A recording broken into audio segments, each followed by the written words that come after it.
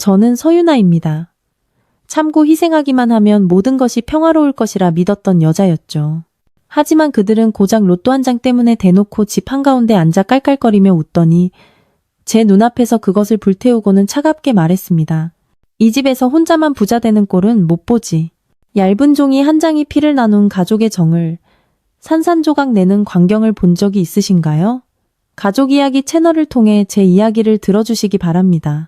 마음에 드셨다면 좋아요 한번 눌러주세요. 제가 앞으로 나아갈 힘을 얻을 수 있도록 말입니다. 제가 시댁 식구들과 함께 살던 낡은 단층집은 오래된 감나무와 가을 바람에 힘없이 흩날리는 코스모스로 가득한 작은 골목길 깊숙한 곳에 자리 잡고 있었습니다. 이 계절의 햇살은 눈을 뜨는 것만으로도 코끝이 찡할 정도로 눈부시고 강렬했습니다. 저희 시댁은 3대가 함께 사는 집이었습니다. 늘 그렇듯 지루하고 낡은 이야기들이 오가는 저녁 식사 시간에 익숙해져 있었죠. 하지만 오늘 분위기는 유난히 달랐습니다. 깡마르고 늘 인상을 찌푸리고 계시던 시어머니는 여전히 상석에 꼿꼿이 앉아 날카로운 눈빛으로 자식들을 훑어보셨습니다. 시동생 민준이는 예전 버릇 그대로 다리를 떨며 세상만사에 관심 없다는 듯 졸린 눈을 하고 있었습니다. 이 작은 동네에서 민준이가 도박과 술에 빠져 산다는 걸 모르는 사람은 없었지만 시어머니 눈에는 여전히 대를 이을 귀한 종손이었고 한없는 사랑을 받는 존재였습니다. 오늘 저녁 밥상은 유난히 쓴맛이 감돌았습니다. 늘 먹던 된장찌개와 갈비찜이 왜인지 목구멍으로 넘어가지 않았습니다. 지루한 이야기는 끝없이 이어졌습니다. 그러다 평소 집안에서 가장 교활하기로 소문난 시숙 부부가 갑자기 화제를 돌렸습니다. 요즘 로또 당첨되는 사람들이 참 많네요. 그렇죠? 숙모님이 무심한 척 한마디 던지며 고기 한 점을 집어 제 쪽을 힐끗 쳐다보았습니다. 저는 그저였게 웃으며 못 들은 척 했습니다. 하지만 바로 그때 시숙이 의미심장한 목소리로 말을 받았습니다. 그럼 집안 식구 중에 누가 큰돈에 당첨되면 동생들한테도 좀 나눠줘야지. 세상 사는 게 다 정으로 사는 거 아니겠어. 모든 시선이 제게로 쏠렸습니다. 무딘 칼날이 살을 파고드는 것처럼 날카로웠습니다. 등줄기를 타고 소름이 돋는 것을 똑똑히 느꼈습니다. 특히 시어머니가 갑자기 웃음을 터뜨렸을 때 말입니다. 그분의 앙칼지고 음흉한 목소리가 울렸습니다. 우리 집은 예부터 정으로 살아왔지. 하늘이 내려준 복이 있으면 당연히 핏줄을 생각해야 하는 법이고 저는 여전히 평온한 표정을 짓고 있었지만 마음속은 폭풍이 몰아치고 있었습니다. 그날 저녁 수저가 부딪히는 소리마저 칼 가는 소리처럼 날카롭게 들렸습니다. 구수한 갈비찜 냄새는 숨막힐 듯 역겨운 냄새로 변해버렸습니다. 식사가 끝나고 설거지를 하는 동안 저는 가끔 시어머니와 시숙 부부가 모여있는 안채 쪽을 곁눈질했습니다. 그들은 마치 제가 들으라는 듯 한마디 한마디를 똑똑히 내뱉었습니다. 계속 저렇게 둘 수는 없잖아. 조용히 해결해야지. 혼자 다 먹게 놔둘 순 없지. 숙모님의 목소리가 낮게 쉬익거렸습니다. 시어머니는 단호하게 말했습니다. 걱정은 이 일은 내가 알아서 할 테니. 나를 속일 수 있을 거라 생각 마라. 저는 애써 무관심한 척했지만 빗자루를 쥔 손은 하얗게 질려 있었습니다. 머릿속은 온갖 생각으로 뒤엉켰습니다. 사람들은 흔히 똑똑해도 죽고 어리석어도 죽지만 아는 자만이 살아남는다고 말하죠. 이번만큼은 벙어리인 척, 귀머거리인 척 해야 했지만 마음속으로는 이미 경계심을 품고 있었습니다. 밤이 깊어지고 온 집안은 뒤숭숭한 잠에 빠져들었습니다. 저는 조용히 침대에 앉아 있었습니다. 희미한 수면등 불빛이 낙고비에 얼룩진 벽지를 비추었습니다. 제가 가방 비밀칸에 깊숙이 숨겨두었던 1등 당첨 로또가 든 봉투를 더듬어 찾을 때 심장이 미친 듯이 뛰었습니다.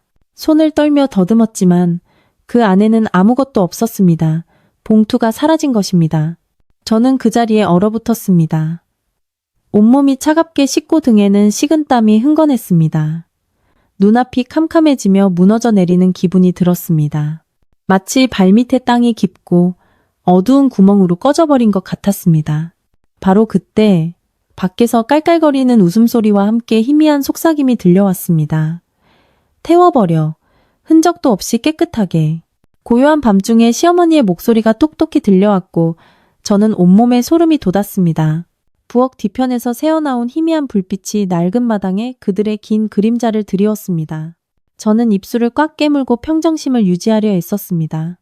제 눈은 안채와 뒤뜰을 가르는 얇은 벽에 고정된 듯 했고 마음속에서는 절망감이 차올랐습니다. 설마 그들이 모든 걸 알아챈 걸까? 저는 속으로 물으며 옴짝달싹도 못한 채 온몸을 벌벌 떨었습니다. 그날 밤 작은 집은 저를 숨도 쉴 수 없을 만큼 무겁고 짙은 어둠의 바닷속으로 가라앉히는 듯 했습니다. 손은 굳어버렸고 텅 빈 서랍 칸을 멍하니 바라보았습니다. 소중한 로또가 든 봉투는 마치 존재한 적도 없었던 것처럼 사라져버렸습니다. 식은땀이 흘러 손바닥이 축축했고 심장은 세차게 뛰었습니다. 방 안의 공기는 돌덩이를 매단 듯 무거웠습니다. 제가 둔 곳을 착각했나 생각해봤지만 아니었습니다. 제 손으로 분명히 이곳에 넣고 잠갔습니다. 익숙한 얼굴들이 머릿속을 스쳐 지나갔습니다. 저 말고 누가 그 시간에 방에 들어올 수 있었을까요? 이 집에서는 시어머니와 시숙부부 말고는 없었습니다. 저녁 식사 때 그들의 태도는 이미 제게 의심을 심어주기에 충분했습니다. 심장이 욱신거렸습니다. 분노와 무력감이 동시에 밀려왔습니다. 부정할 수 없는 진실이 서서히 드러났습니다. 바로 가족이 손을 쓴 것입니다. 저는 심호흡을 하며 마음을 진정시키려 애썼습니다. 눈물이 핑 돌았지만 안으로 삼켰습니다. 지금 흥분하면 저 자신을 더 불리한 상황으로 몰아넣을 뿐이라고 다짐했습니다. 저는 다리는 여전히 떨렸지만 태연한 표정을 유지하며 방을 나섰습니다. 부엌의 희미한 불빛 아래 시어머니는 시숙부부와 함께 이상할 정도로 환한 얼굴로 웃고 떠들고 있었습니다. 그들은 서로 속삭이며 가끔 제 쪽을 힐끗 쳐다보았습니다. 저는 커튼 뒤에 숨어 시어머니의 말을 똑똑히 들었습니다. 어차피 다 같이 쓸 돈인데 못하러 힘들게 숨겨. 시숙부부는 비웃었고 숙모님은 맞장구를 쳤습니다. 그럼요. 우리가 남도 아니고 나누는 게 당연하죠. 그 말을 듣는 순간 저는 이를 악물고 옷자락을 꽉 쥐었습니다. 그들의 속내를 뻔히 알았지만 직접 들은 이 가슴이 미어졌습니다. 저는 방으로 돌아와 문을 잠갔습니다. 마음은 파도처럼 요동쳤습니다. 책상에 앉아 눈을 감고 모든 것을 되짚어 보았습니다.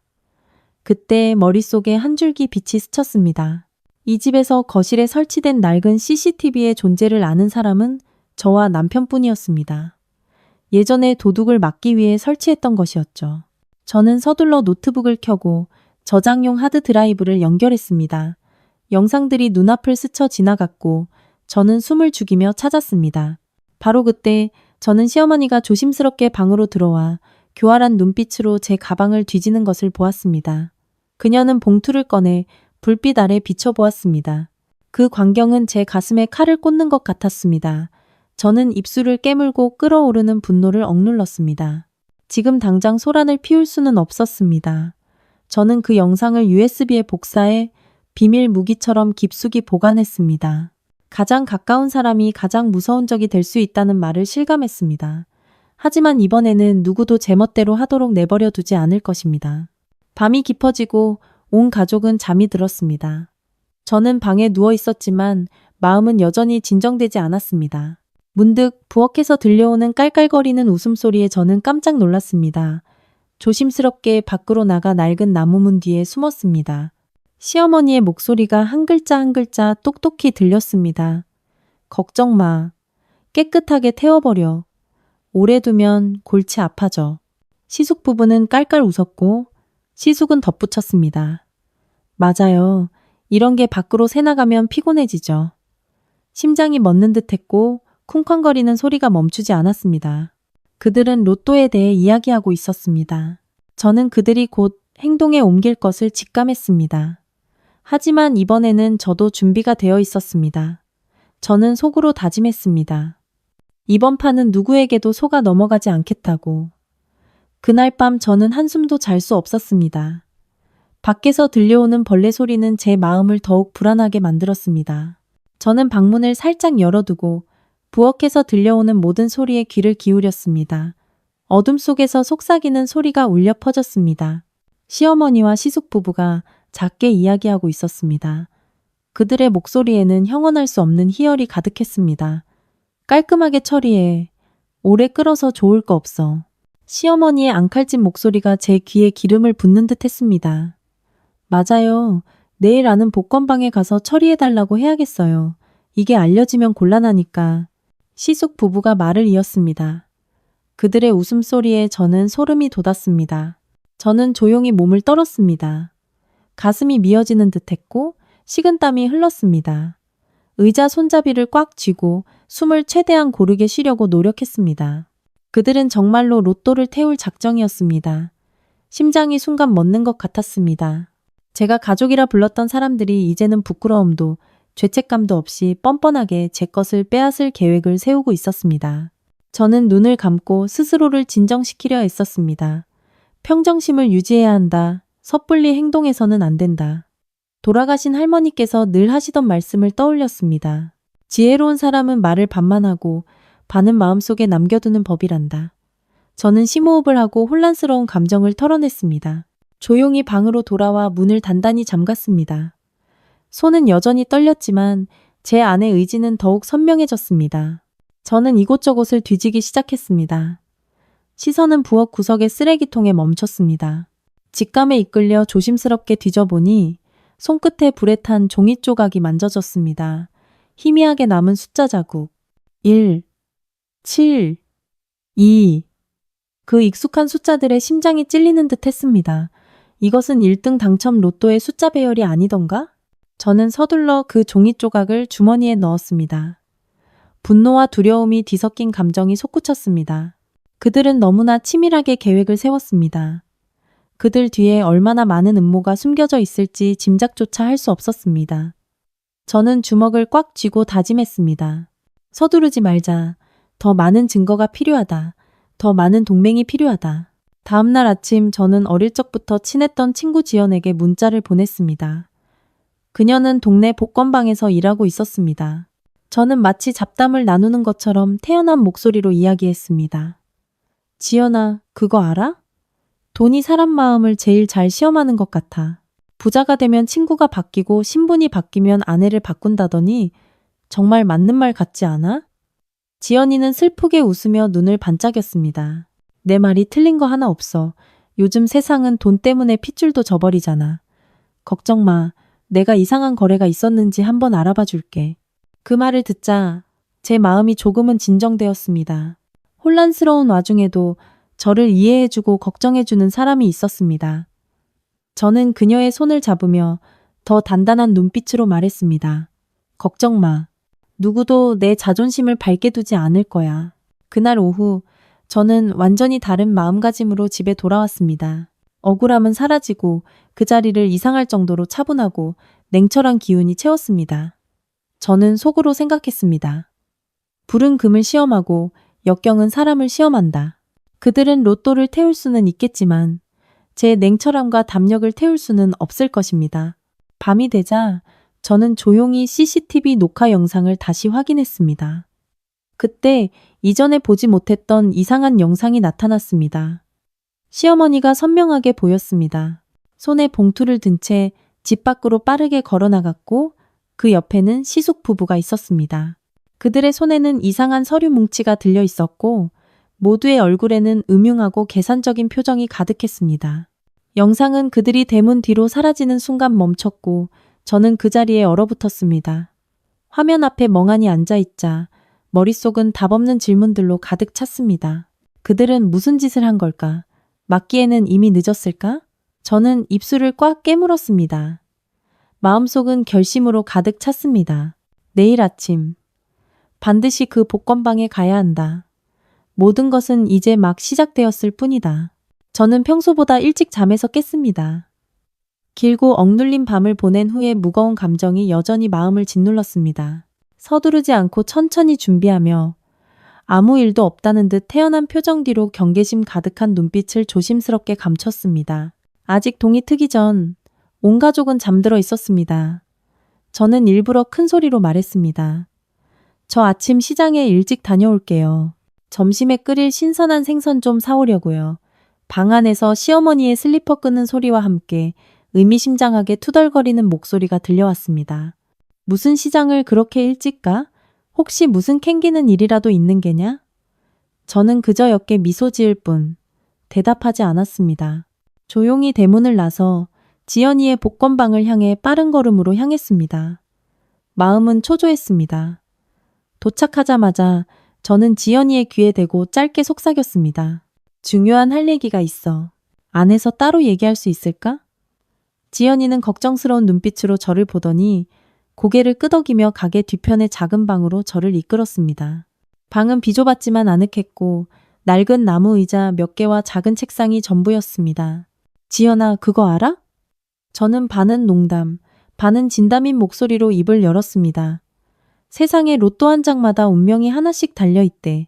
사람들은 그 얇은 종이 한 장만 손에 넣으면 인생이 바뀔 거라고 생각하지만 그런 식으로 부자가 되면 업보를 쌓을 수도 있어. 지연이는 옅게 웃으며 서랍에서 두꺼운 서류철을 꺼내 제 쪽으로 밀었습니다. 언니, 이거 조심해서 봐. 이름이 똑똑히 적혀 있어. 이번 일, 느낌이 안 좋아. 저는 서류철을 열었고 시어머니와 시숙 부부의 이름을 선명하게 보자 심장이 멎는 듯 했습니다.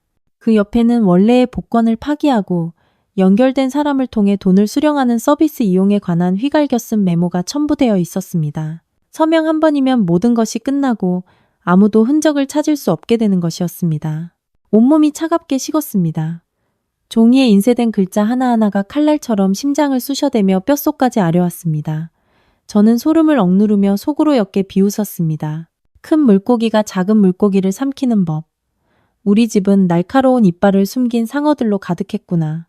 저는 천천히 서류를 정리하며 아무 일 없다는 듯 모든 증거를 사진으로 찍었습니다. 여전히 평온한 목소리로 말했습니다. 고마워, 지연아. 이제부터는 좀 더 똑똑하게 살아야겠어. 복권방을 나와 작은 길을 천천히 걸었습니다. 아침 햇살이 얼룩진 길 위에 옅게 깔렸고 바람은 시원하게 불었지만 제 마음은 불타는 듯 했습니다. 온갖 계산이 엉킨 실타래처럼 얽혀 있었습니다. 저는 속으로 다짐했습니다. 지렁이도 밟으면 꿈틀하는 법. 하지만 정확한 때와 방법으로 꿈틀해야 한다. 집에 돌아왔을 때 저는 일부러 밝게 웃으며 요리를 하면서 로또 이야기를 슬쩍 꺼냈습니다. 교묘하게 의미심장한 말을 던졌습니다. 세상에 큰돈에 당첨된 사람들은 자랑도 못한대요. 남들이 질투하고 넘볼까봐 무서워서. 야채를 다듬던 시어머니는 순간 멈칫했고 눈에는 의심의 빛이 스쳤습니다. 그녀는 입꼬리를 올리며 음흉한 목소리로 말했습니다. 사람들이 그러더구나. 돈은 사람의 마음을 어지럽히는 거라고. 많이 가졌다고 해서 꼭 좋은 것만은 아니지. 시숙 부부도 거들었습니다. 반은 농담, 반은 진심으로 말했습니다. 우리 집은 다 같이 나눠 갖는 거지. 누가 혼자 다 끌어안고 있다가 화를 입을까봐 걱정되네. 저는 태연하게 웃으며 여전히 능숙하게 야채를 다듬었습니다. 제 목소리는 부드러웠지만 그 안에는 차가운 칼날이 숨어 있었습니다. 돈은 각자 지키는 거지만 사람 마음은 알기 어렵죠. 남을 해치려다 자신을 해칠 수도 있으니 조심해야 해요. 밤이 깊어지고 모두가 잠든 후 저는 몰래 거실에 설치해둔 CCTV를 확인했습니다. 시간이 흐르는 동안 저는 숨을 죽이며 지켜보았습니다. 예상대로 시어머니와 시숙 부부가 모여 작게 속삭이고 있었습니다. 내일 그놈을 다시 만나서 이 일을 깔끔하게 끝내야겠어. 시어머니의 목소리는 계산적으로 시익거렸습니다. 시숙 부부는 맞장구를 쳤습니다. 맞아요. 돈이 주머니에 들어오면 누가 그걸 다시 뒤집겠어요? 걱정할 거 없어요. 그 말을 듣자 피가 끓어올랐지만 저는 평정심을 잃지 않았습니다. 마음속의 억울함은 이제 조용히 타오르는 불꽃이 되어 흔들리지 않는 결심을 다졌습니다. 할머니께서 하셨던 말씀이 떠올랐습니다. 옷그릇은 깨지기 쉽고 진실한 사람은 상처받기 쉽지만 때로는 짓밟히지 않기 위해 강해져야 한다. 문득 화면 속 모습에 저는 숨을 죽였습니다. 시어머니가 주머니에서 종이 한 장을 꺼내 시숙 부부에게 무언가 속삭였습니다. 그들의 눈은 마치 보물이라도 발견한 듯 번뜩였습니다. 저는 희미하게 들었습니다. 내일 아는 사람 만나서 빨리 돈으로 바꿔야 해. 그년이 알아채기 전에. 저는 주먹을 꽉 쥐었습니다. 분노로 얼굴이 화끈거렸습니다. 처음으로 같은 피를 나눈 사람들의 비열함을 뼈저리게 느꼈습니다. 돈 때문에 모든 것을 저버리는 그들의 모습에 치가 떨렸습니다. 그날 밤 저는 지연이에게 짧은 메시지를 보냈습니다. 나 좀 도와줘. 이제 게임을 시작할 시간이야. 저는 휴대폰을 내려놓고 긴 한숨을 내쉬었습니다. 거울에 비친 제 얼굴 위로 불빛이 비쳤고 였지만 섬뜩할 정도로 차가운 미소가 어렸습니다. 그들은 아마 이 여자가 그들의 인생에서 가장 큰 위협이 될 것이라고는 상상도 못했을 것입니다. 막 잠자리에 들려던 참에 갑자기 휴대폰 벨이 울렸습니다. 화면에는 낯선 번호와 함께 짧은 메시지가 떠 있었습니다. 안전하고 싶으면 조사하는 걸 멈춰. 심장이 쿵하고 내려앉았습니다. 저는 이 순간부터 진짜 전쟁이 시작되었음을 직감했습니다. 뜬 눈으로 밤을 새우는 것에 익숙했지만 그날 밤의 침묵은 숨통을 조여오는 듯 무거웠습니다. 협박 메시지는 머릿속을 떠나지 않았습니다. 누구에게도 말하지 않고 모든 걱정을 혼자 끌어안았습니다. 할머니께서 하시던 말씀이 떠올랐습니다. 탐욕스러운 자가 많으면 해치려는 자도 많은 법. 강을 건널 때는 나룻배에 의지해야 하지 사람에게 의지했다가는 덫에 걸리기 십상이다. 깊은 밤 창가에 앉아 텅 빈 마당을 멍하니 바라보며 마음은 온갖 생각으로 복잡했습니다. 포기하면 저와 제 아이의 안전을 지킬 수 있습니다. 하지만 그 대가로 그동안 제가 겪었던 모든 고통은 무의미해질 것입니다. 계속 나아가면 예측할 수 없는 위험에 직면할 수도 있었습니다. 저는 씁쓸하게 웃었습니다. 평화를 지키는 것이 비겁함과 동의어는 아니지만 이번만큼은 물러설 수 없었습니다. 다음 날 아침 아직 어슴푸레할 때 시아버님께서 갑자기 저를 방으로 부르셨습니다. 늘 과묵하시고 집안일에 거의 관여하지 않으시던 분이 먼저 말을 것이니 놀랍기도 하고 경계심도 들었습니다. 아버님은 찻상에 앉아 천천히 차를 따르시며 쉬고 느린 목소리로 말씀하셨습니다. 이 집안 사람들이 다 네가 생각하는 것처럼 나쁜 건 아니란다. 그러고는 서랍에서 낡은 서류철 하나를 꺼내셨습니다. 표지는 누렇게 변색되었고 종이 모서리는 세월의 흔적을 따라 구부러져 있었습니다. 아버님은 제 쪽으로 서류철을 가볍게 밀며 깊고 의미심장한 눈빛으로 말씀하셨습니다. 이걸 가져가 보거라. 스스로 이해하고 나서 결정해라. 조심하지 않으면 바람에 날아갈 수도 있으니. 아버님의 말씀은 제 마음속 의심을 날카롭게 파고드는 칼날 같았습니다. 저는 떨리는 손으로 서류철을 받아들었습니다. 표면에 덮인 얇은 먼지층이 마치 끔찍한 비밀을 덮고 있는 시간의 먼지처럼 느껴졌습니다. 방으로 돌아오는 발걸음은 비틀거렸고 손에는 서류철을 꽉 쥔 채 마음은 조마조마했습니다. 침대에 앉아 심호흡을 한 후 천천히 서류를 펼쳤습니다. 첫 장부터 저는 그 자리에 얼어붙었습니다. 그것은 10년도 더 전에 작성된 자필 유언장이었고 인감과 서명이 모두 갖춰져 있었습니다. 맏며느리인 제가 가족의 가장 큰 땅, 즉 현재 온 대가족이 살고 있는 집과 인접한 500제곱미터가 넘는 땅을 상속받을 권리가 있다고 명확히 기록되어 있었습니다. 저는 제 눈을 믿을 수 없었습니다. 다음 장들을 넘길수록 등골이 오싹해졌습니다. 시어머니와 시숙 부부는 이 유언장을 숨겼고 심지어 사람을 고용해 가짜 서류를 만들어 소유권을 다른 사람 명의로 이전하여 진실을 은폐했습니다. 모든 서류에는 위조된 서명과 흐릿한 도장 자국이 있었습니다. 저는 머리를 감싸 쥐었습니다. 숨이 막히는 기분이었습니다. 겉으로는 고상한 척하던 그들이 지난 세월 동안 이토록 파렴치한 짓을 저지를 수 있었다니. 저에게 늘 겸손해야 한다고, 집안의 큰 복을 위해 희생해야 한다고 가르치던 그들의 모습은 결국 조잡한 연극에 불과했습니다. 하지만 저는 충격에 이성을 잃어서는 안 된다는 것을 잘 알고 있었습니다. 서류철을 서랍에 넣고 잠그자 마음이 점차 진정되었습니다. 제 안에서 새로운 결심이 뚜렷해지기 시작했습니다. 더 이상 지난 세월처럼 참고만 있을 수는 없었습니다. 다가오는 제삿날이 가장 좋은 시기가 될 것입니다. 온 가족이 모일 테니 그때 모든 것을 빛 아래 드러내고 거짓으로 가득 찬 날들을 끝낼 것입니다. 저는 속으로 다짐했습니다. 떳떳한 사람은 두려울 것이 없다. 더 이상 이 집에서 벙어리로 살지 않겠다. 저는 예전 친구이자 지금은 이 지역에서 꽤 유명한 변호사가 된 태우에게 연락했습니다. 그와 통화할 때 제 목소리는 낮았지만 단호했습니다. 이 진실을 지키는데 네 도움이 필요해.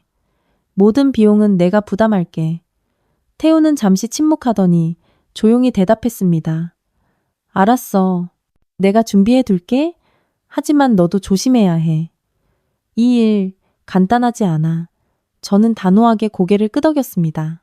모든 것이 순조롭게 진행되고 통제할 수 있다고 생각했을 때 갑자기 낯선 번호로 전화가 걸려왔습니다. 수화기 너머의 목소리는 차갑게 한 글자 한 글자 내뱉었습니다. 그걸 감히 공개하면 너뿐만 아니라 네 자식도 무사하지 못할 줄 알아. 저는 휴대폰을 꽉 쥐었습니다.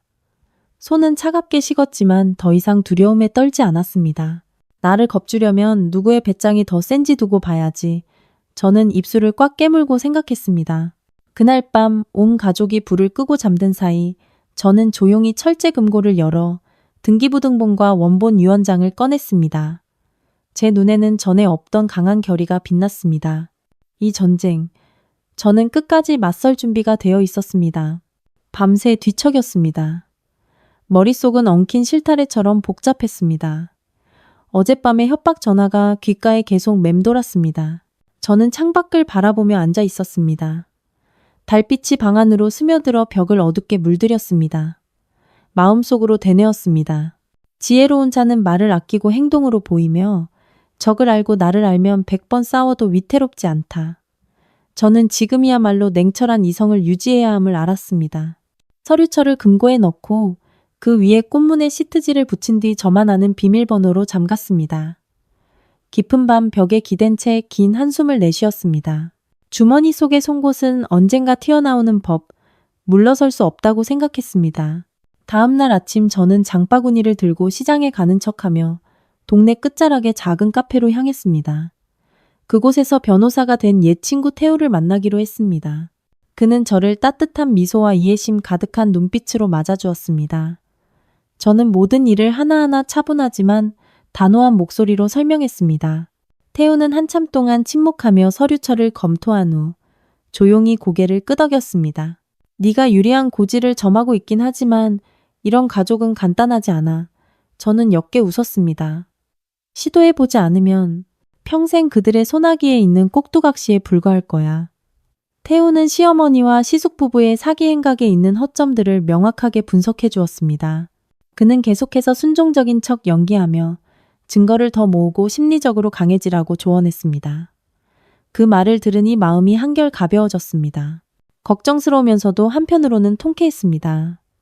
그들이 스스로 올가미에 머리를 집어넣는 순간을 상상하니 만족감이 밀려왔습니다.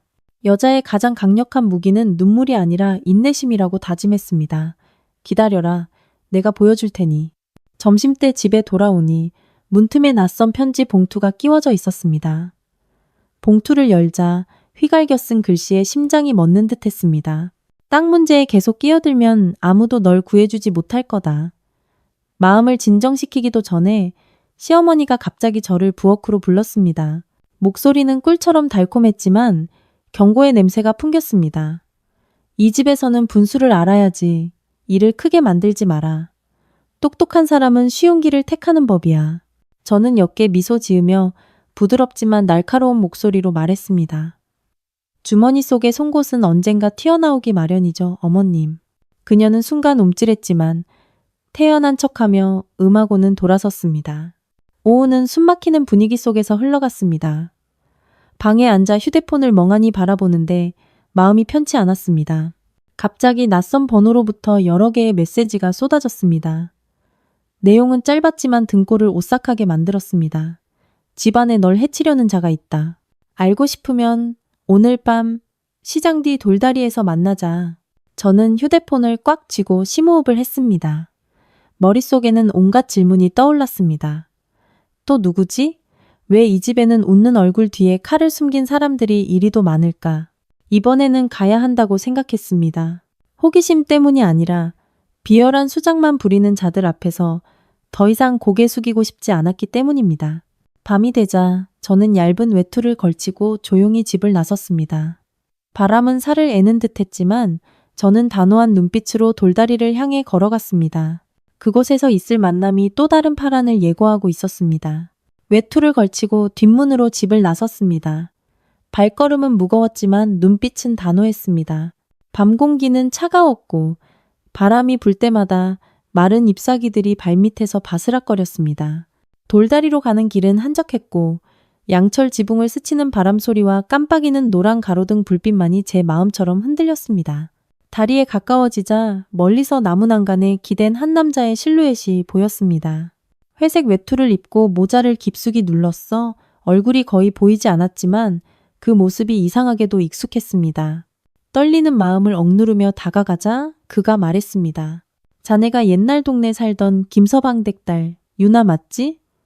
그의 목소리는 쉬고 탁했지만 저를 소름 돋게 하기에 충분했습니다. 저는 조용히 고개를 끄덕였고 심장은 마구 뛰었습니다.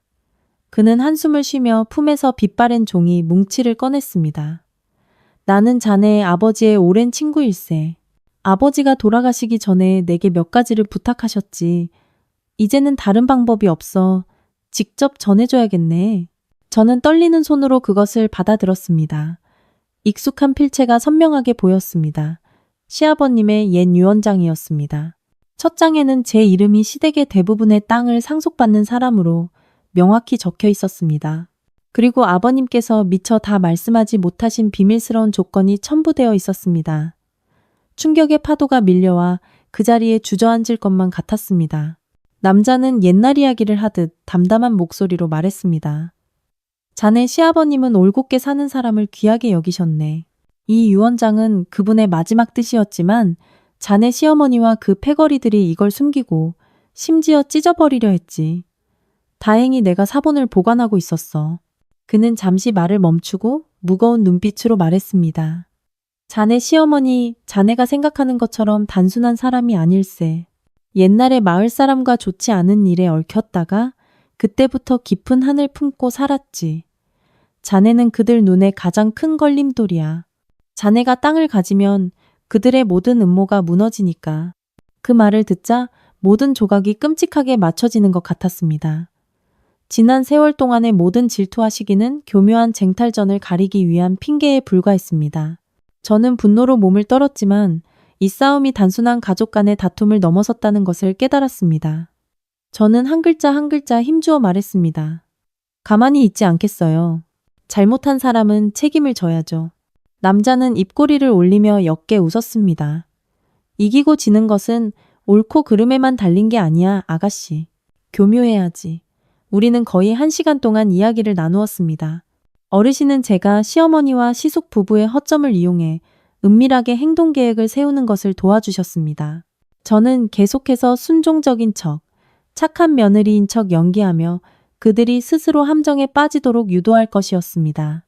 어르신이 주신 모든 서류를 가방에 소중히 넣고 목숨을 걸고 지키겠다고 다짐했습니다. 집에 돌아와 태연하게 대문을 들어섰습니다. 마음은 무거웠지만 눈빛은 결의에 찹을 타고 있었습니다. 집안 분위기는 이상했습니다. 시어머니, 시숙 부부 그리고 남편까지 모두 거실에 앉아 저를 기다리고 있었습니다. 불빛 아래 모두의 얼굴은 심각했습니다. 시어머니는 저를 뚫어지게 쳐다보며 빈정거리면서도 고상한 척 말했습니다. 요즘 밤늦게 다니는구나? 밖에서는 조신한 척 하더니 집에서는 입을 꾹 다물고. 저는 옅게 웃으며 대꾸하지 않았습니다. 이 집 며느리는 어디를 가든 이 집을 위해서 가는 거예요. 어머님. 그 대답에 거실은 침묵에 잠겼습니다. 저는 고개를 들고 태연하게 물을 따라 마셨습니다. 시어머니는 입술을 깨물고 저를 의심스럽게 쳐다봤지만 제가 무엇을 쥐고 있는지 알기 전까지는 손을 쓸 수 없다는 것을 알았습니다. 방을 나서려 할 때 저는 일부러 천천히 걸었습니다. 시어머니의 목소리가 귓가에 섬뜩하게 속삭였습니다. 만약 제가 옛날 일을 알게 되면 이 집안은 끝장이야. 저는 문지방에서 멈춰 섰습니다. 온몸이 얼어붙는 듯 했습니다. 심장이 세차게 뛰고 머리는 어지러웠지만 눈빛은 이미 얼음장처럼 차가워졌습니다. 모든 음모 뒤에 이 뿌리 깊은 원한이 제가 생각했던 것보다 더 깊었다니. 저는 방으로 돌아와 문을 단단히 잠그고 유언장을 가슴에 꼭 껴안았습니다. 그날 밤 저는 조용히 누워 있었지만 안에서는 폭풍이 몰아치고 있었습니다. 어둠 속에서 다짐했습니다. 올해 제사상 앞에서는 누군가 고개를 숙여야 할 것이다. 내가 맹세코. 이른 아침부터 집안은 거짓 웃음소리로 시끌벅적했습니다. 제삿날 분위기는 늘 무거웠지만 올해는 긴장감이 새벽 안개보다 더 짙었습니다. 모두가 분주하게 움직였지만 눈길은 힐끗힐끗 제 쪽을 향했습니다. 특히 시어머니와 시숙 부부는 더욱 그랬습니다. 그들은 웃으며 말했지만 눈 속에는 의심과 경계심이 서려 있었습니다. 저는 구석에 조용히 앉아 과일을 깎았습니다. 손은 움직였지만 마음은 한순간도 긴장을 늦추지 않았습니다. 집안의 모든 움직임을 눈에 담으며 폭풍전야처럼 마음이 들끓었습니다. 그들의 웃음소리와 비꼬는 말 한마디 한마디가 제 마음속 불씨에 기름을 부었습니다. 그들은 제가 여전히 예전의 약한 며느리인 줄, 영원히 고개 숙이고 순종할 줄 알았습니다. 음식이 모두 차려지고 제사가 시작되었습니다. 멀리서 온 친척들과 손님들도 하나둘 도착했습니다. 좁은 집은 사람들의 시선과 수군거림으로 더욱 숨막혔습니다. 시어머니는 차갑지만 고상한 표정으로 훈계를 시작했습니다. 요즘 사람들은 참 별나. 며느리들도 유행을 좇느라 옛날 같지가 않아. 그녀의 목소리는 달콤했지만 글자 하나하나가 칼날 같았습니다. 시숙 부부는 맞장구를 쳤습니다. 그래, 어떤 사람들은 손에 좀 쥐었다고 기고만장해서 며느리 분수를 잊어버리곤 하지. 저는 여전히 조용히 앉아 태연한 표정으로 옅게 미소 지었습니다. 하지만 소매 속에 감춘 휴대폰을 꽉 쥐었습니다. 눈으로 익숙한 얼굴들을 훑어보았습니다. 대부분의 친척들은 제가 어떻게 반응할지 기다리고 있었습니다. 갑자기 시어머니가 가차없이 쏘아붙였습니다. 어떤 사람은 돈 몇 푼 쥐었다고 자기가 안주인이라도 된 줄 아나 봐. 이 집안을 다 쥔 것처럼 행동하네. 그 말은 잔칫집에 터진 폭탄과 같았습니다. 방 안은 순식간에 조용해졌습니다. 친척들은 수군거리기 시작했고 모든 시선이 제게 쏠렸습니다. 저는 여전히 태연하게 일어나 한복 옷고름을 바로잡고 조상님 위패 앞으로 천천히 걸어나갔습니다. 모든 시선이 제게 집중되었습니다. 저는 또렷하고 차분한 목소리로 말했습니다. 오늘은 제삿날이니 조상님들께서 지켜보시는 앞에서 모든 것을 명명백백히 밝혀야겠습니다. 이 집안에는 밝혀져야 할 것이 있습니다. 저는 휴대폰을 꺼내 몇 번의 조작으로 녹음 파일을 재생했습니다. 시어머니의 앙칼진 목소리, 시숙 부부가 가짜 로또를 태우고 돈을 나눌 계획을 세우는 목소리, 심지어 서류를 위조하는 이야기까지 똑똑히 울려 퍼졌습니다. 온 집안은 충격에 빠졌습니다. 시어머니는 얼굴이 새하얘졌고 시숙 부부는 창백해졌습니다. 친척들은 놀라움에 웅성거렸습니다. 모두가 저를 다른 눈으로 쳐다보기 시작했습니다. 저는 고개를 들고 똑바로 말했습니다. 이 집 며느리는 누구의 허락도 필요 없습니다. 옳은 것이 제 편에 서 있다면 목소리를 낼 권리가 있습니다. 즉시 시어머니가 얼굴이 불그락푸르락해져 달려들며 소리쳤습니다. 네가 지금 무슨 짓을 하는 거냐? 이 집안을 망신시키려는 게냐? 시숙 부부도 달려들어 제 손에서 휴대폰을 빼앗으려 했습니다. 저는 옆으로 피하며 차가운 눈빛으로 말했습니다. 오늘 제가 이 증거를 지키지 못했다면 평생 당신들에게 억울한 누명을 쓰고 살았을 겁니다. 몇몇 친척들이 제 편을 들기 시작했습니다. 어떤 분은 용감하게 말했습니다. 맞아, 명확히 해야지. 이 집안이 계속 거짓 속에서 살 수는 없어. 집안 분위기는 순식간에 폭발했습니다. 다툼과 논쟁이 시끄럽게 울려 퍼졌습니다. 저는 시어머니와 시숙 부부를 똑바로 쳐다보며 조금도 두려워하지 않는 목소리로 말했습니다. 이건 시작에 불과해요. 제사는 아직 끝나지 않았으니 모두 지켜보세요. 마음속에서는 만족감이 차올랐지만 동시에 다음 수를 위한 준비도 마쳤습니다. 그날 밤 저는 침대에 누워 눈을 뜬 채 베개 속에 숨겨둔 유언장을 꽉 쥐었습니다. 마음속으로 되뇌었습니다. 올해 제사상 앞에서는 누군가 고개를 숙여야 할 것이다. 새벽달기 울었지만 제 마음은 여전히 무거웠습니다. 어젯밤의 일들이 머릿속에서 느리게 재생되었습니다. 얼마 지나지 않아 제삿날의 녹음 파일 소문은 온 동네에 퍼졌습니다. 저는 부엌에서 뜨거운 차를 마시며 골목 밖에서 들려오는 수군거림을 들었습니다. 세상에, 그 집 며느리가 인터넷에 집안일을 다 폭로했대. 그 시어머니 호랑이처럼 굴더니 이제 벌 받는구나. 친척들도 태도를 바꾸기 시작했습니다. 시어머니와 시숙 부부를 차가운 눈으로 쳐다보며 더 이상 존중하지 않았습니다. 저는 평온하게 모든 것을 지켜보았습니다. 이것은 서막에 불과하고 더 큰 바람이 기다리고 있음을 알았습니다. 예상대로 시어머니 측의 반격이 시작되었습니다. 헛소문이 불길처럼 번졌습니다. 제가 함정을 파고 가족을 이간질했으며 땅을 팔아 혼자 챙기려 한다는 누명을 씌웠습니다. 심지어 제 작은 가게 손님들을 회유하여 장사를 방해했습니다. 저는 옅게 웃으며 반박하거나 해명하지 않았습니다. 대신 모든 행동과 소문을 조용히 기록했습니다. 하늘의 그물은 넓고 성기지만 결코 놓치지 않는 법. 그들이 스스로 그물에 얽힐 때까지 기다렸습니다. 그때 뜻밖의 일이 일어났습니다. 오랫동안 왕래가 없던 먼 친척이 저를 찾아왔습니다. 예전에 시어머니에게 핍박받았던 숙모님이었습니다. 네가 용감하게 일어서는 걸 보니 나도 감탄했단다. 나도 예전에 그들 때문에 집안이 망할 뻔했어. 넌 혼자가 아니야. 그녀는 품에서 낡은 서류 뭉치를 꺼내 제게 주었습니다. 이건 옛날 땅 거래 서류야. 그들이 나를 협박해서 강가의 땅을 빼앗으려 했지. 내가 사본을 보관하고 있었어. 네게 도움이 될지도 모르니 가져가거라. 저는 떨리는 손으로 서류를 받았습니다. 가장 혼란스러울 때 구원의 손길이 나타난 것입니다. 저는 모든 증거를 다시 정리했습니다. 다음 일격은 확실해야 했습니다. 몇몇 친한 지인들도 전화를 걸어와 시어머니와 시숙 부부가 숨겨왔던 다른 비리들을 알려주었습니다. 작은 방에 앉아 저는 조용히 한숨을 쉬었습니다. 이 싸움은 더 이상 집안의 갈등이 아니라 한 사람의 명예와 자존심이 걸린 문제였습니다. 밤늦게 모든 자료를 검토하고 있을 때 휴대폰 화면이 밝아졌습니다. 가족의 평화를 원한다면 너무 늦기 전에 멈춰. 저는 메시지를 읽고 또 읽었지만 마음은 흔들리지 않았습니다.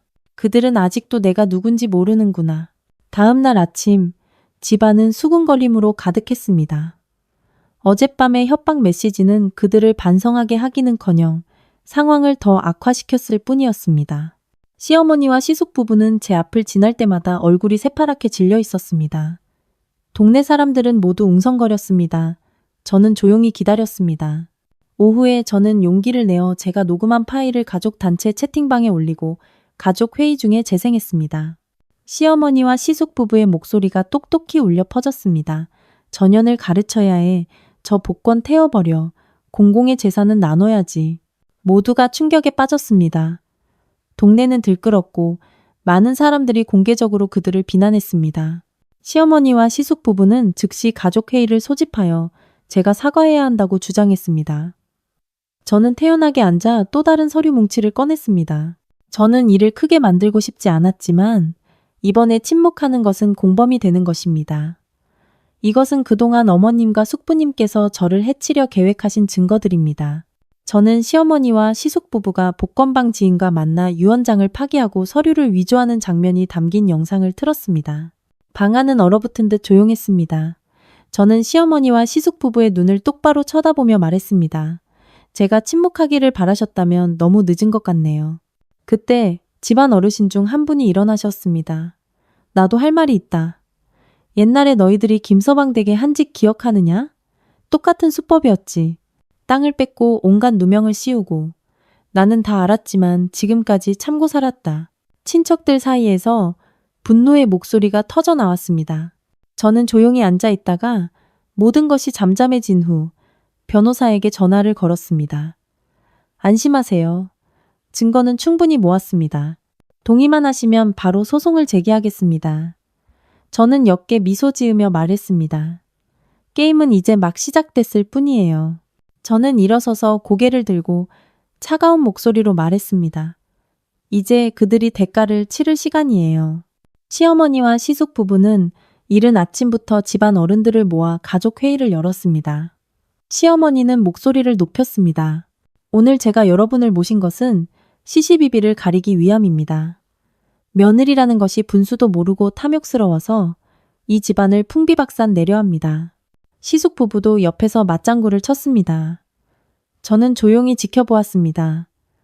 오늘이 모든 거짓의 마지막 날이 될 것임을 알았기 때문입니다. 소란이 잦아들자 저는 천천히 일어나 단호하게 말했습니다. 흑백을 가리고 싶으시다면 저도 한마디 거들겠습니다. 저는 두꺼운 서류철을 꺼내 테이블 위에 놓았습니다. 여기에는 은행 거래 내역, 사기 및 협박에 대한 모든 대화 녹음, 심지어 가짜 로또를 태우는 장면이 담긴 명확한 사진까지 모든 증거가 있습니다. 저는 모든 증거를 하나씩 보여주었습니다. 녹음 파일이 울려 퍼질 때마다 시어머니와 시숙 부부의 얼굴은 창백해졌습니다.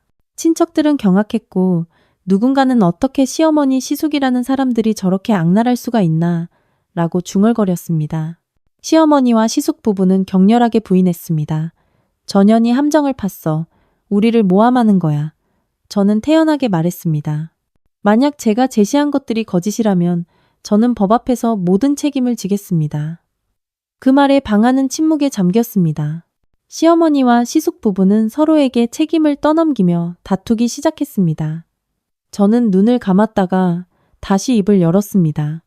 사실 아직 다 말씀드리지 않았습니다. 저는 또 다른 서류철을 꺼냈습니다. 그것은 이미 서명된 소장과 법적 서류들이었습니다. 이 소장은 이미 법원에 제출되었습니다. 시어머니와 시숙 부부의 모든 불법 행위, 사기, 협박은 법의 심판을 받게 될 것입니다. 시어머니는 의자에 주저앉았고 시숙 부부는 온몸을 떨었습니다. 저는 차가운 목소리로 말했습니다. 저는 당신들의 사과가 필요 없습니다. 법원의 공정한 판결만 있으면 됩니다. 이제부터는 각자 지은 죄에 대한 대가를 치르세요. 회의는 전례 없이 무거운 분위기 속에서 끝났습니다. 저는 그곳을 떠나며 마음은 가벼웠지만 눈빛은 여전히 차가웠습니다.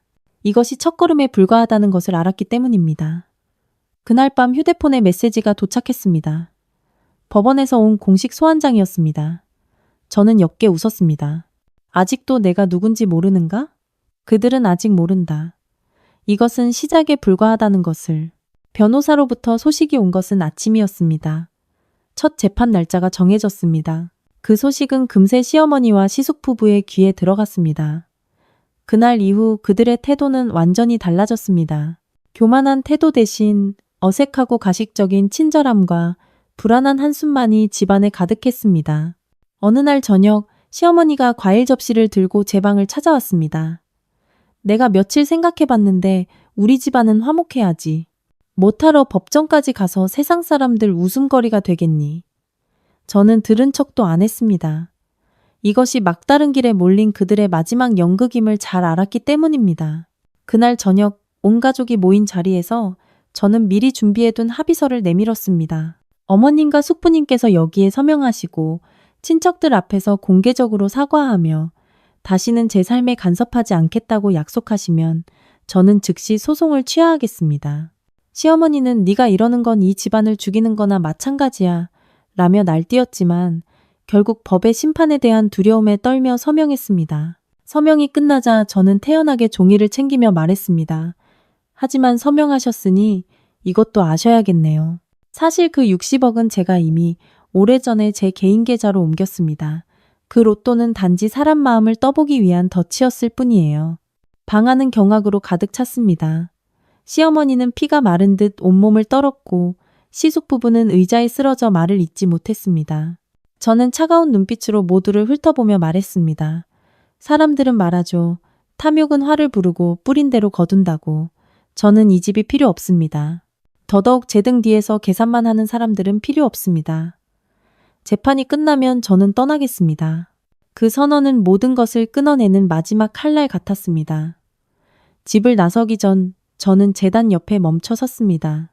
돌아가신 시아버님의 사진 옆에 놓인 낡은 편지 봉투가 눈에 들어왔습니다. 사랑하는 며느리에게.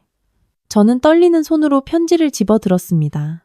마음속에 이상한 예감이 들었습니다. 모든 것이 아직 끝나지 않았다는 낡은 편지 봉투가 모든 것을 무겁게 짓눌렀습니다. 시아버님의 필체였습니다. 유언장에는 집안의 모든 재산이 맏며느리인 제게 상속된다고 적혀 있었습니다. 그 이유는 이 며느리가 가족을 위해 헌신하고 인내하고 희생했으니 재산은 그것을 소중히 여길 줄 아는 사람에게 돌아가야지 망치기만 하는 자에게 돌아가서는 안 된다는 것이었습니다. 저는 충격과 씁쓸함에 휩싸였습니다. 옛 기억들이 떠올랐습니다. 시아버님은 늘 저를 말없이 따뜻한 눈으로 바라보셨습니다. 저는 입술을 깨물었습니다. 만약 이 유언장을 공개하면 이 가족은 어떻게 될까? 한참을 앉아있자 시아버님께서 생전에 하시던 말씀이 떠올랐습니다. 인생은 때로는 내려놓을 줄 알아야 마음이 가벼워지는 법이란다. 한쪽은 모든 것을 뒤엎고 그들에게 교훈을 주고 싶은 만족감, 다른 한쪽은 한때 가족이었던 기억에 대한 미련. 고민 끝에 저는 가족 회의를 소집했습니다. 모두의 얼굴은 긴장으로 가득했습니다. 저는 편지를 테이블 위에 놓고 단호하게 말했습니다. 제게는 두 가지 선택지가 있습니다. 첫째, 어머님과 숙부님께서 공개적으로 사과하고 다시는 제 삶과 재산에 간섭하지 않겠다고 약속하세요. 둘째, 저는 이 유언장을 법과 여론에 공개하여 심판을 받게 할 겁니다. 방안은 침묵에 잠겼습니다. 오랜 논의 끝에 시어머니가 마침내 떨리는 목소리로 말했습니다. 알겠다. 네 뜻대로 하려무나. 더 이상 관여하지 않겠다. 저는 고개를 끄덕이고 편지를 가방에 넣었습니다. 누구에게도 그 내용을 보여주지 않았습니다. 저는 다시 말했습니다. 저는 명예도 두려움도 필요 없습니다. 그저 이제부터 각자의 길을 가고 서로 얽히지 않았으면 합니다. 저는 일어나 옷매무새를 가다듬고 모두를 마지막으로 바라보았습니다. 이 유언장은 제가 간직하겠습니다. 누구를 위협하기 위해서가 아니라 제 자신에게 값비싼 교훈을 상기시키기 위해서입니다. 제가 회의실을 나설 때 등 뒤에서 시어머니가 중얼거리는 소리가 들렸습니다. 저 애는 어쩌면 저렇게 그 일을 닮았을까? 저는 멈춰서서 옅게 미소 지었습니다.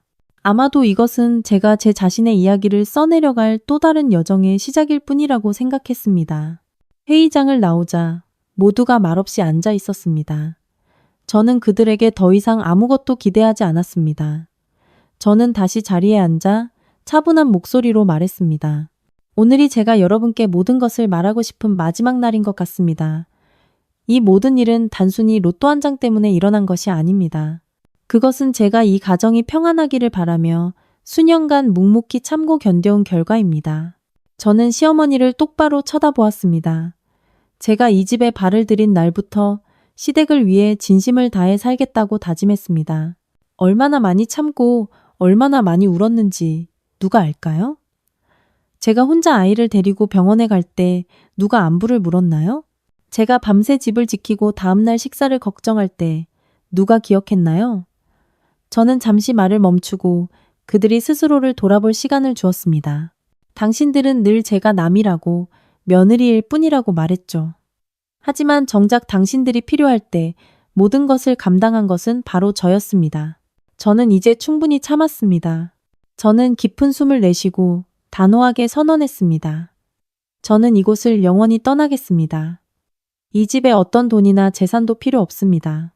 당신들이 원한다면 모든 것을 남겨두고 가겠습니다. 자유 외에는 아무것도 가져가지 않겠습니다. 그리고 한 가지 조건을 덧붙였습니다. 하지만 한 가지 조건이 있습니다. 모두 제가 준비한 이 서약서에 서명해야 합니다. 오늘부터 이 집안의 누구도 저나 제 아이와 관련을 맺어서는 안 됩니다. 시어머니는 어떻게 그렇게 무정할 수가 있니? 라며 떨었지만 저는 차갑게 미소 지었습니다. 무정하다고요? 당신들이 저를 막다른 길로 몰고 제 것이 아닌 것을 빼앗기 위해 온갖 수작을 부릴 때 그런 생각을 해보셨나요? 저는 당신들이 뿌린 것을 그대로 거두고 있을 뿐입니다. 아무도 감히 반박하지 못했습니다. 차례차례 떨리는 손으로 서약서에 서명했습니다. 모든 것이 끝나자 저는 일어나 시아버님께서 남기신 유언장을 집어들고 천천히 찢었습니다. 종이 조각 하나하나가 그들의 가슴에 비수처럼 꽂혔습니다. 저는 나지막이 말했습니다. 어떤 것들은 내려놓는 것이 가장 큰 승리입니다. 저는 뒤돌아 문가에 멈춰서서 차갑게 말했습니다. 저는 당신들을 용서하지만 당신들의 양심이 스스로를 용서할 수 있을지 묻고 싶군요. 저는 그 집을 떠나 도시 외곽의 작은 방을 얻었습니다. 처음 며칠은 조용히 청소를 하고 물건을 정리하며 보냈습니다. 제 작은 가게 일에 다시 집중하기 시작했습니다. 매일의 일상은 단순했지만 마음은 점차 가벼워졌습니다. 내려놓는 것이 패배가 아니라 썩어버린 것들과의 관계를 끊어내는 조용한 승리임을 깨달았습니다. 어느 날 저녁 책상에 앉아 뜨거운 차를 마시며 창밖을 바라보았습니다. 과거의 기억들이 떠올랐지만 더 이상 마음이 아프지 않았습니다. 저는 그 씁쓸함 덕분에 강해지는 법을 배웠습니다. 비밀 서랍을 열어 그동안 모아온 모든 증거가 담긴 USB를 꺼냈습니다. 더 이상 사용할 생각은 없었지만 부적처럼 간직했습니다. 용서는 모든 것을 잊는다는 의미가 아니었습니다. 때로는 평화를 위한 선택이지만 다시는 누구도 저를 밟고 일어서게 두지 않겠다는 경고이기도 했습니다. 창밖의 빗줄기 너머로 희미한 가로등 불빛 아래 낯익은 사람의 그림자가 어른거렸습니다. 심장이 순간 멎는 듯 했습니다. 저는 입꼬리를 올리며 조롱과 평온함이 섞인 미소를 지으며 속으로 중얼거렸습니다. 또 다른 새로운 이야기가 시작되려나? 집안일에 대한 소문은 온 동네에 퍼졌습니다. 저는 그저 인생이란 바람을 심으면 태풍을 거두는 법이지라고 중얼거렸습니다. 어느 주말 오후 저는 옛집으로 돌아갔습니다. 문을 열고 들어가 익숙한 모든 것을 둘러보았습니다. 그리고 속삭였습니다. 이 집은 다른 사람은 가둘 수 있어도 내 영혼은 더 이상 가둘 수 없어. 저는 상속받은 집을 팔아 일부는 자선단체에 기부하고 나머지는 제 사업에 투자했습니다. 떠나기 전 옛 가족에게 짧은 편지를 남겼습니다. 돈은 잃어도 다시 벌 수 있지만 인격은 잃으면 되찾을 길이 없습니다. 저는 제 인격을 지키고 이 가족에게도 물러설 길을 남겨둡니다. 저는 도시 외곽의 작은 아파트로 이사했습니다. 새 삶은 찻잔, 낡은 책 몇 권, 그리고 조용한 음악과 함께 시작되었습니다. 어느 날 아침 창가에 앉아 새로 맞춘 액자를 바라보았습니다. 그 아래에는 행복은 내면의 자유다라는 글귀가 적혀 있었습니다. 저는 그 사진을 오래도록 바라보다가 옅게 미소 지으며 속삭였습니다. 이제부터 내 인생은 내가 결정한다.